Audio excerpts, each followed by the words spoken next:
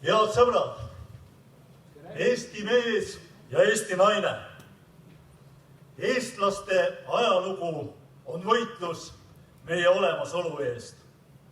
Ärkamise ajal seisime me oma identiteedi eest. Seejärel võitlesime vabadussõjas relvaga oma riigi loomise eest. Seejärel võõrvõimu vastu ja iseseisvuse taastamise eest.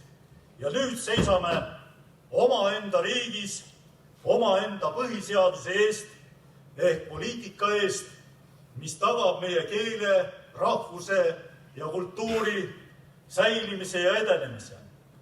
Aga me ei ole üksi, vaid me esindame mitukümmend miljonit eestlast, kes varem on elanud.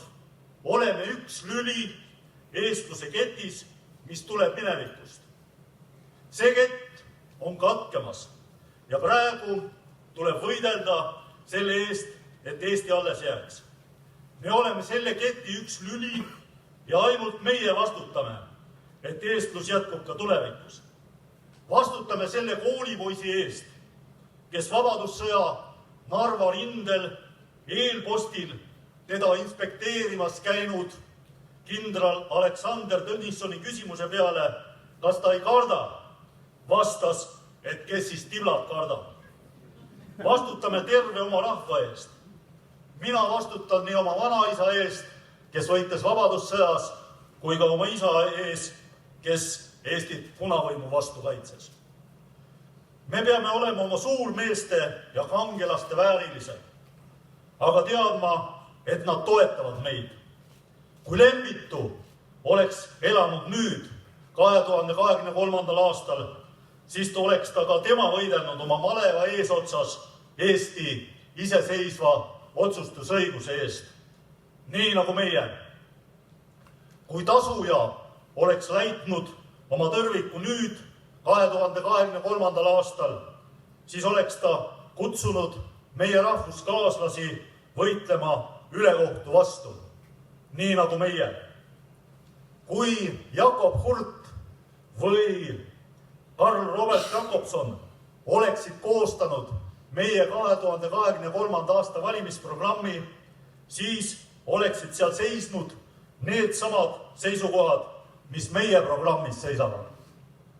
Kui Julius Kuperjanov võitleks tänasel päeval Eesti julgeoleku eest, siis teeks ta seda samuti nagu meie. Kui Jüri Uluots näeks meie tänase päeva Eesti õigussüsteemi ja demokraatiat, siis tahaks ta seda reformida täpselt nii nagu meie.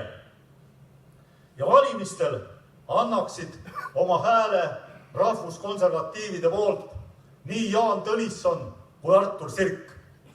Ja tegelikult annaks ka Konstantin Päts, aga ta teeks seda hapu näoga, sest et ta ei tahaks koos Jaan Tõnissoniga ühe erakonna poolt hääletada. Aga kellegi teise poolt ta nagunii hääletada ei oleks. Aga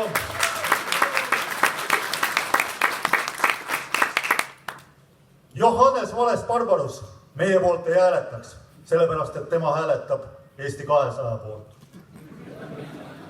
Aga saame ka ilma temata läbi, sellepärast et tunneli lõpus on valge.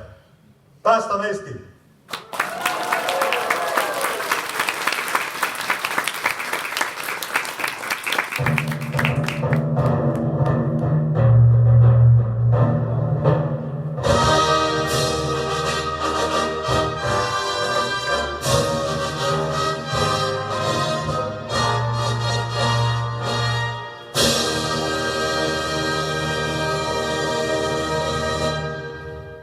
Täname Jaak.